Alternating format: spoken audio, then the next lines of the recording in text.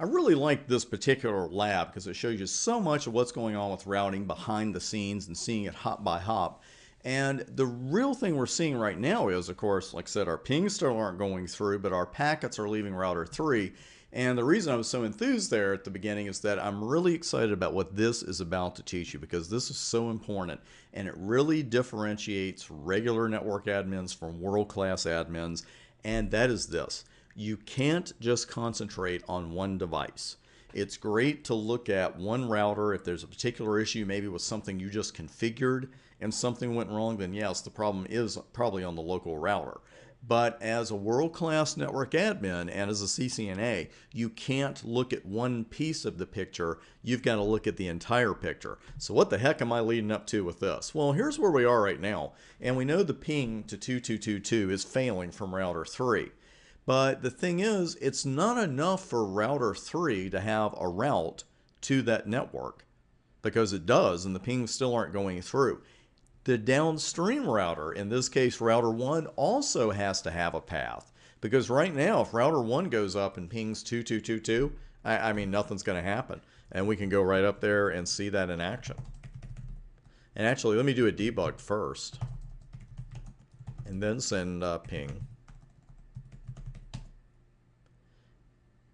And what are we going to get? The exact same thing we had on router 3 previously. We're getting unroutable messages. And this is why I love this debug. I don't want to scare you from it because it gives you some great information, especially in a lab and a practice exam environment, and it tells you exactly what's going on with the packet. Because again, with the pings, we send those and it's a great first test. But the thing is, we don't get anything after that. You know, are they leaving the router? Ping doesn't tell you.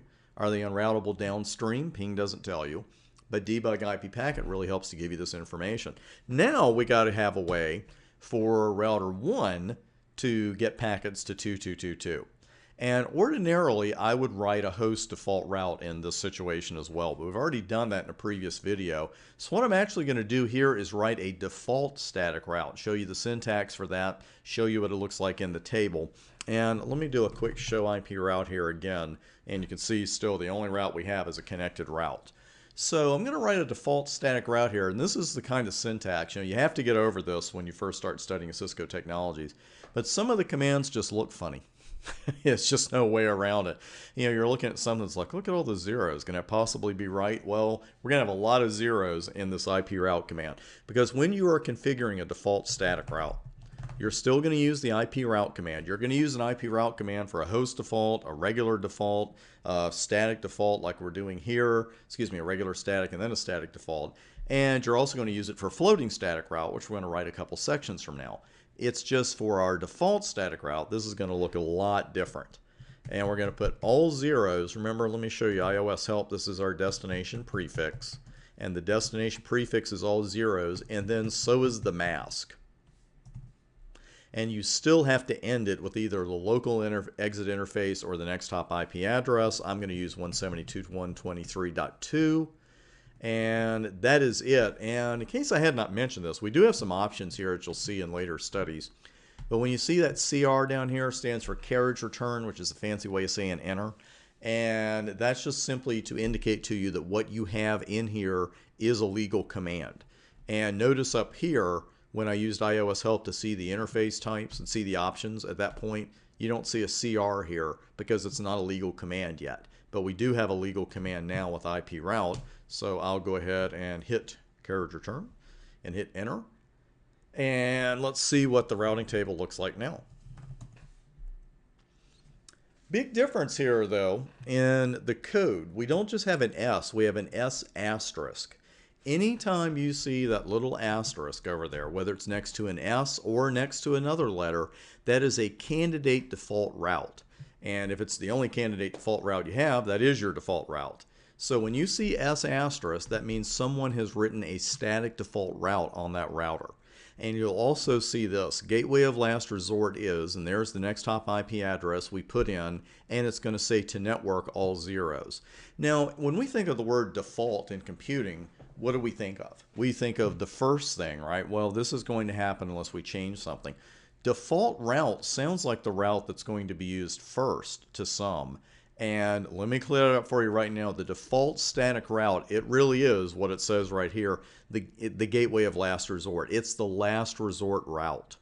So basically, when you have a default route in the table, the router is looking for a match. It's looked through everything else and says, okay, I don't have a match for this route because there is no match in this table for 2222.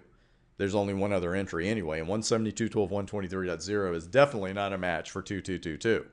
So then the router is going to say, okay, I've got a default static route. I've got a gateway of last resort set. I'm going to send these packets to 172.12.123.2, and then that's going to be it. So let's go ahead and send our ping first from here. And they went right through, no problem at all. And let's go back to router 3 now after all of this. And we've had some great lab work here. You've gotten to see how the routing works and a couple different uses of IP route. When we're at this situation now, we've written a host default route on router 3. We've written a default static route on router 1. Will this ping go through now? From router 3, that is. I think it will. Ta-da! And there it goes. And you'll also notice again when router 1 pinged that address, what the round trip time average was, and then what it is from router 3, because the traffic from spoke to spoke has to go through the hub. Absolutely. Well, this might just lead you to think, you got that default static route down and, you've got some other uses for default static routes. Why don't we just do this and just forget about the dynamic routing protocols? Why do we use RIP? Why do we use EIGRP? Why do we use OSPF? We're going to talk about advantages and disadvantages of static routing coming up next.